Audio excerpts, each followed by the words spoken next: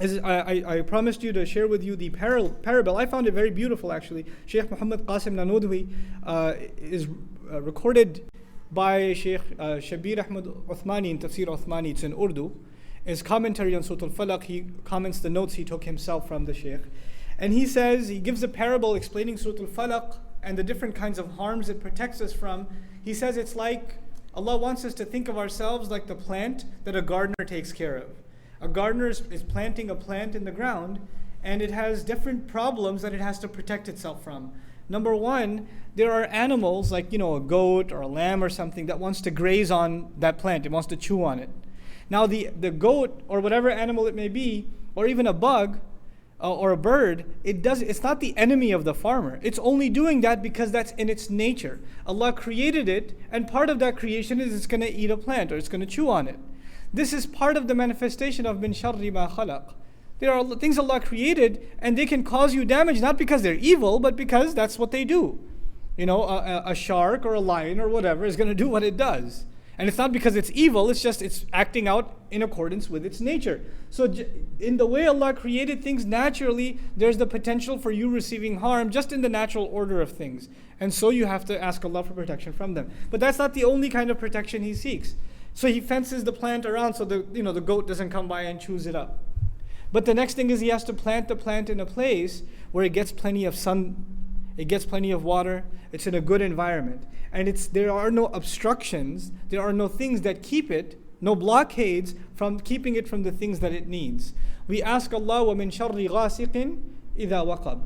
And this ghasaq and waqab, the barrier of dark, keeping you from what you would otherwise have access to in the light of day, is just like that farmer who wants that there are no blockades, there are no obstacles in his path. And the obstacle for the human being clearly becomes the dark of the night. Then he says the third element is that what if you have too much water or too much sun?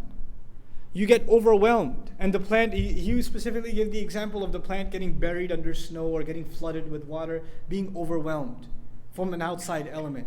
وَمِن شَرِّ النَّفَّاثَاتِ فِي الْعُقَدِ. I mentioned to you before, when people, their sorcery is done on them, they feel like they're being suffocated from within. They feel like they are being pressured, or there's this heavy burden inside of them. That's the feeling of someone who magic has been done on. And finally, he protects his garden and his plant from an enemy who wants to harm him. It's not just the elements. It's not just he wants to make sure it gets enough sunlight or whatever. Not just the animals, but there's an actual enemy that wants to make sure his plant is destroyed. How does the surah address this enemy? وَمِن شَرِّ حَاسِدٍ إِذَا حَسَدٍ. So from every angle, just like that plant the gardener wants to protect, Allah Azza wa Jal wants to protect ourselves. And He wants us to seek protection for ourselves. So this surah is about protecting yourself from physical kinds of harm that may afflict you. The next surah will be about spiritual harms that can afflict you. So there's the body being protected in Surah Al-Falaq, and the ruh and the nafs being protected in Surah Al-Nas from waswasa of shaitan and evil company and things like that. The final comment on this I want to share with you about the hasidun, the people who have hasad against us. Who is on our side?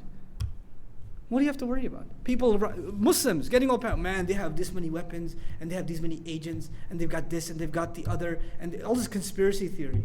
Who do you have on your side? قُلْ أَعُوذُ بِرَبِّ الْفَلَقِ. All the darkness on one side, and the one who tears through the darkness and brings light to you on the other side. What do you have to worry about? We have to hold on to this book and seriously believe in it. When it gives us counsel, we have to take it as counsel for us. We can't just take it as empty, just a dust and some interesting knowledge, but go back to our attitude. This is supposed to change our attitudes. It's supposed to change our attitudes. I pray that Allah Azza wa Jal gives all of us the strength to change our attitudes. May Allah make us unified with the Quran. May Allah give us a comprehensive understanding of it. I just want to make two announcements before.